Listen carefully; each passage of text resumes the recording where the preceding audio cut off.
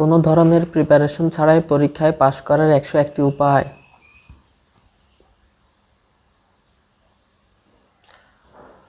নকল করতে গিয়ে ধরা খাওয়ার পর স্যারের হাতে 500 টাকা ঢুকিয়ে দিলে স্যার কি খাতা দিয়ে দিবে?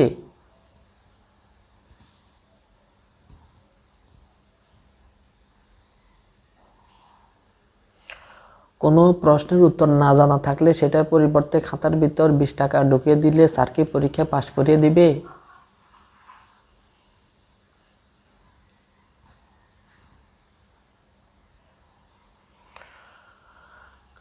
প্রশ্নের উত্তর না জানা থাকলে পাশের জন থেকে দেখে দেখে লেখার জাদুকরি 5টি কৌশল।